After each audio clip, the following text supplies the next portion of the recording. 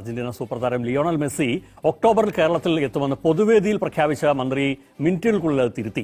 October 25 മുതൽ November 2 വരെ മെസ്സിയും അർജന്റീന ടീമും കേരളത്തിൽ ഉണ്ടാകുമെന്നാണ് കായികമന്ത്രി ബി അബ്ദുറഹ്മാൻ പറഞ്ഞത്. സൗഹൃദ മത്സരങ്ങൾ കൂടാതെ ആരാധകരെ കാണാൻ മെസ്സി പൊതുവേദിയിലും എത്തുമെന്നും വരെ മന്ത്രി പറഞ്ഞു. കോഴിക്കോട്ട് നടന്ന ഒരു വിദ്യാഭ്യാസ പരിപാടിയിൽ കുട്ടികളുടെ ചോദ്യത്തിന് മറുപടി പറയുകയായിരുന്നു മന്ത്രി. എന്നാൽ പിന്നീട് മന്ത്രി ഇക്കാര്യം നിഷേധിച്ചു. കുട്ടികൾക്ക് വേണ്ടിയുള്ള മോട്ടിവേഷൻ വേണ്ടിയാണ് പറഞ്ഞതെന്നാണ് മന്ത്രിയുടെ വിശദീകരണം. ഉളുപ്പ് എന്നൊരു സാധനം വേണം.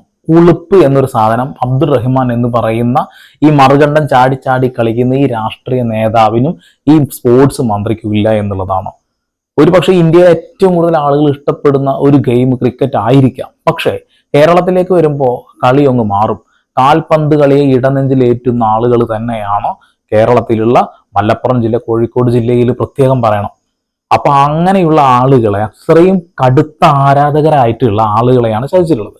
മെസ്സി എന്ന് പറയുന്ന ഫുട്ബോൾ കളിയുടെ ഇതിഹാസത്തെ കേരളത്തിലേക്ക് കൊണ്ടുവരുന്നു എന്ന് പറയുമ്പോൾ വലിയ വിവാദമായിരുന്നു. പിന്നീട് അത് നടക്കില്ല എന്നൊരു കാര്യങ്ങളും നമ്മൾ അറിഞ്ഞു, അല്ലെ? അത് എന്തുകൊണ്ടാന്ന് വെച്ചിട്ടുണ്ടെങ്കിൽ അത്രയും വലിയ ഒരു തുക നമ്മുടെ സർക്കാരിന് ഉണ്ടാക്കാൻ ബുദ്ധിമുട്ടുണ്ടാവും എന്ന് കേട്ടപ്പോൾ ഒരുപക്ഷെ അത്രയും വലിയ തുക ഒന്നും വേണ്ട, അതിന്റെ കുറച്ച് തുക എടുത്ത് ആ വയനാട് ലാൻഡ് സ്ലൈഡിലുണ്ടായ ആളുകൾക്കൊക്കെ സഹായിച്ചുകൂടെ എന്നൊക്കെ വലിയ രീതിയിൽ ചർച്ച ചെയ്യാം. ആ ഒരു സമയത്ത് വെല്ലുവിളി എന്നോണാണ് ഇദ്ദേഹം പറയുന്നത്. കഴിഞ്ഞ ദിവസമാണ് അയാൾ ഇങ്ങനെ ഒരു പ്രസ്താവന ആദ്യ സ്റ്റേജിന്റെ മുകളിൽ കയറിക്കൊണ്ട് കുട്ടികളെ ശരിക്ക് കളിയാക്കിക്കൊണ്ട് പറഞ്ഞിട്ടുള്ളത്. അടുത്ത ഒക്ടോബർ 25 മുതൽ നവംബർ 2 വരെ 7 ദിവസം മെസ്സി കേരളത്തിൽ ഉണ്ടാവും.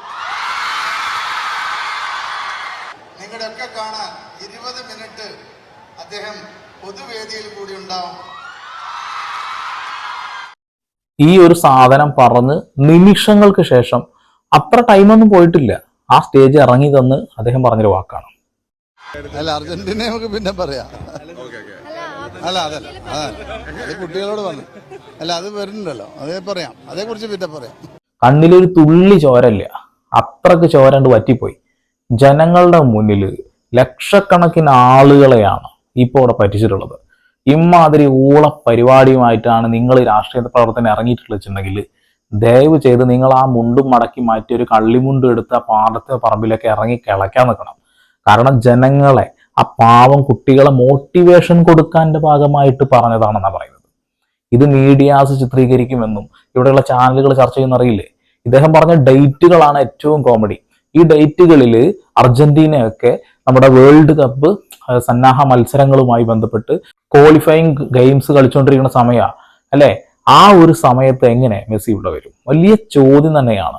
ഇത്രയും വലിയ തുക ചെലവാക്കി മെസ്സി അങ്ങ് കൊണ്ടുവരാൻ കേരള സർക്കാരിനെ കൊണ്ട് കഴിയില്ല. ഇനി കഴിഞ്ഞാൽ പോലും നമ്മുടെ ഒരു ഗെയിംസിനേക്കാളൊക്കെ വലുതായിട്ട് നമ്മൾ കാണുന്നത് മനുഷ്യത്വം എന്നുള്ളൊരു കാര്യമാണ്. വയനാട് ദുരന്തമുണ്ടായപ്പോൾ അവിടെ ആവശ്യമായ കാര്യങ്ങൾ എത്തിയോ എത്തിയില്ല എന്ന് നമുക്ക് ഇപ്പോഴും അറിയില്ല. ആ ഒരു സ്ഥലത്തുള്ള ആളുകളെയൊക്കെ അവിടുന്ന് മാറ്റി താമസിപ്പിച്ചിട്ടുണ്ട്. എന്ത് സംഭവിച്ചു എന്ന് പോലും അറിയില്ല. അപ്പൊ അത്രയും വലിയൊരു ദുരന്തം ഇവിടെ സംഭവിച്ചപ്പോൾ ഒരു വലിയ കളിക്കാരൻ ഇവിടെ കൊണ്ടുവരുമ്പോൾ, സത്യമാണ്, മെസ്സി എന്ന് പറയുന്ന ഒരു കളിക്കാരനെ കൊണ്ടുവന്നു കഴിഞ്ഞാൽ അതൊരു വലിയ ചരിത്രം തന്നെയാകും. ഈ സർക്കാരിന് അത് അഭിമാനിക്കാം. പക്ഷെ അപമാനകരമായിട്ടുള്ള ഇത്തരം നുണപ്രചരണങ്ങൾ നടത്തുന്ന മന്ത്രിമാരെയൊക്കെ എടുത്ത് ദൂരെ കളയേണ്ട സമയം അതിക്രമിച്ചു. ഈ ഒരൊറ്റ വാക്കുകൾ കൊണ്ട് മാത്രം മലപ്പുറം ജില്ലയിൽ നിന്നും കോഴിക്കോട് ജില്ലയിൽ നിന്നും കാൽപന്ത് കളിയിലെ ഇടനെഞ്ചിലേറ്റിയിട്ടുള്ള ഇടതുപക്ഷത്തിന്റെയും വലതുപക്ഷത്തിന്റെയും ഒക്കെ വോട്ടുകൾ കമ്മ്യൂണിസ്റ്റ് മാർക്സിസ്റ്റ് പാർട്ടിക്ക് കുറഞ്ഞില്ലെങ്കിൽ എന്നെ ഇങ്ങനെ വിളിച്ചോ, ഒരു പേടിയും പേടിക്കണ്ട, വിളിച്ചോ. കാരണം അത്ര അധികം ജനങ്ങളെ നിങ്ങൾ ഈ ഒരൊറ്റ വാക്കുകൾ കൊണ്ട് ചതിച്ചിട്ടുണ്ട്. നിങ്ങൾ കളിക്കുന്നത് തീ കൊണ്ടാണെന്നുള്ള ബോധം വേണം. ഫുട്ബോൾ എന്ന് പറയുന്ന ആ മാസ്മരിക കാൽപന്ത് കളിയെ നിങ്ങൾ ആളുകളെ ചേർത്ത് വെച്ച് സംസാരിക്കുമ്പോൾ ശ്രദ്ധിക്കണം.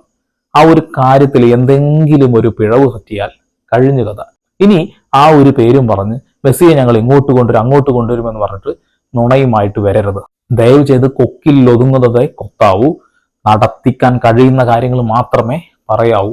അല്ലാത്ത പക്ഷം നിങ്ങളെയൊക്കെ ഇവിടെയുള്ള ജനങ്ങൾ ഓൾറെഡി വിലയിരുത്തി കഴിഞ്ഞു. അങ്ങ് എടുത്ത് കറിവേപ്പില പോലെ എടുത്ത് കളയും. ഇപ്പൊ നിരന്തരമായിട്ട് ഓരോ പ്രശ്നങ്ങൾ ഈ ഭരണത്തിന് കീഴിൽ നടന്നുകൊണ്ടിരിക്കുന്നുണ്ട്. അതൊക്കെ ചൂണ്ടിക്കാണിക്കേണ്ടത് അത്യാവശ്യമായിട്ടുള്ള കാര്യമാണ്. ഇത്രയും ജനങ്ങളുടെ മുന്നിൽ വന്ന് ഇത്രയും വലിയൊരു നുണ പറയുമ്പോൾ ഇവിടെയുള്ള നാഷണൽ ചാനലുകൾ പോലും അത് സംപ്രേഷണം ചെയ്തിട്ടുണ്ട്.